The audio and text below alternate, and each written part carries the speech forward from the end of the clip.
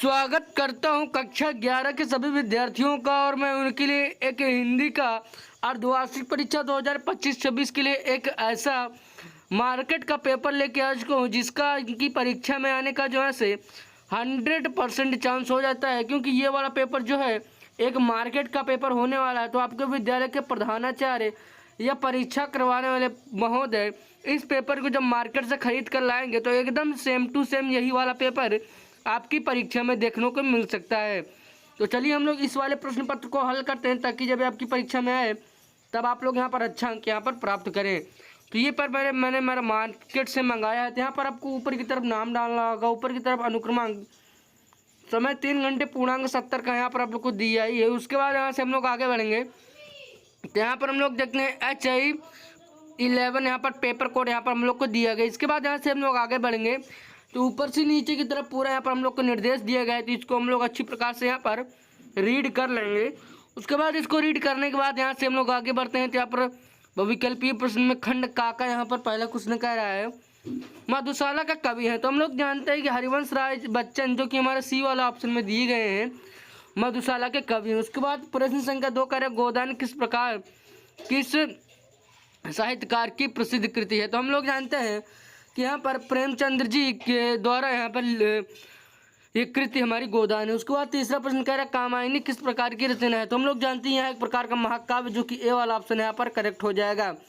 उसके बाद प्रश्न संख्या 4 हम लोग कह रहे हैं संस्कृत नाटककारों में सर्वश्रेष्ठ किसे कहा जाता है। तो हम लोग जानते हैं कालिदास जी हमारे संस्कृत नाटककारों में सर्वश्रेष्ठ यहाँ पर कहलाते हैं। उसके बाद प्रश्न संख्या 5 हम लोग कह रहा है यथार्थवाद का शिल्पी किसे कहा जाता है।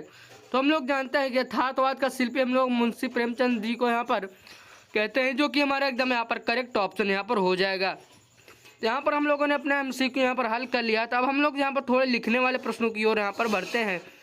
तो यहाँ पर हम लोग देखते हैं कि यहाँ पर प्रश्न हम लोग से कह रहा है कि छायावाद की विशेषणाएं लिखी। उसके बाद गोदान उपन्यास की संक्षिप्त कथा आपको लिखनी होगी। उसके बाद हरिवंश राय बच्चन की कविता की विशेषता यहाँ पर आप लोग को लिखनी होंगी।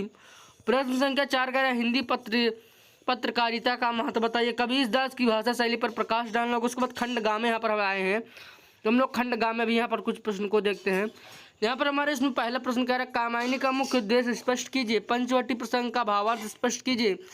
निराला और कविताओं में प्रकृति चित्रण की विशेषताओं की विवेचना कीजिए। उसके बाद प्रश्न संख्या 4 हम लोग कह रहे हैं प्रेमचंद के उपन्यासों में ग्रामीण जीवन का अच्छे से चित्रण कीजिए। उसके बाद भाषा और साहित्य के बीच संबंध यहाँ पर आप लोग को स्पष्ट करना होगा। उसके बाद खंड घ जो कि हमारा यहाँ पर आखिरी खंड होने वाला है, इसमें प्रश्न पहला कह रहा है पढ़ाई के महत्व पर निबंध लिखिए। उसके बाद पर्यावरण संरक्षण विषय पर यहाँ पर आप लोग को एक लेख लिखना होगा। उसके बाद विद्यालय के प्रधानाचार्य को पुस्तकालय सुधार हेतु एक आवेदन पत्र यहाँ पर आप लोग को देना होगा। उसके बाद महिला सशक्तिकरण विषय पर भाषण यहाँ पर आपको लिखना होगा। उसके बाद प्रश्न संख्या यहाँ पर हम लोग 6 को देखते हैं। कह रहा है भारत में त्योहारों के महत्व पर अनुच्छेद यहाँ पर आपको लिखकर बताना होगा। उसके बाद यहाँ से हमारा पेपर जो है समाप्त होता है। तो आप लोग इसको अच्छी प्रकार से तैयार करके जाइएगा, क्योंकि यही वाला एकदम सेम टू सेम पेपर आपकी परीक्षा में यहाँ पर आप लोग को देखने को मिल सकता है। तो आप लोग को मैं एक और बात बता दूं तो आप लोग जो है 12th में ही चले जाएं। आप लोग को 11th और 12th में भी ऐसा यहाँ पर आप लोग को मॉडल पेपर कराया जाएगा। तो आप लोग हमारे इस चैनल को सब्सक्राइब कर सकते हैं, क्योंकि आप लोग को फ्यूचर में भी यहाँ पर ऐसा ही फ़ायदा होने वाला है। आप लोग जो है कम्पिटेटिव एग्जाम की भी तैयारी करेंगे इस चैनल पर। यहाँ पर आपको कम्पिटेटिव एग्जाम से भी रिलेटेड यहाँ पर मॉडल पेपर को देखने को मिल जाता है। तो चलिए मैं मिलूंगा एक और वीडियो में, लेकिन जाने से पहले यार आप लोग हमारे इस चैनल को सब्सक्राइब करिएगा। और मैं आप लोग को एक और बात बता देना चाहता हूँ कि हमारे चैनल के प्लेलिस्ट में यहाँ पर आप लोग को बहुत सारी पेपर यहाँ पर हल कराई गई वीडियोस प्रोवाइड कराई गई हैं। तो आप लोग वहाँ पर भी जाकर इन सभी चीज़ों को देख सकते हैं। आप लोग यहाँ पर जैसे ही जाएंगे आप लोग को यहाँ पर बहुत सारे यहाँ पर पेपर देखने को मिल जाएंगे और वहीं से पेपर आपका आने वाला है। तो चलिए मैं मिलूंगा एक और वीडियो मिलेगी। जाने से पहले चैनल को सब्सक्राइब जरूर करें, क्योंकि मैं आप लोग के यहाँ पर ऐसा यहाँ पर कॉन्टेंट लाता रहता हूँ। तो चलिए बाय बाय, लेकिन जाने से पहले चैनल को सब्सक्राइब जरूर करें।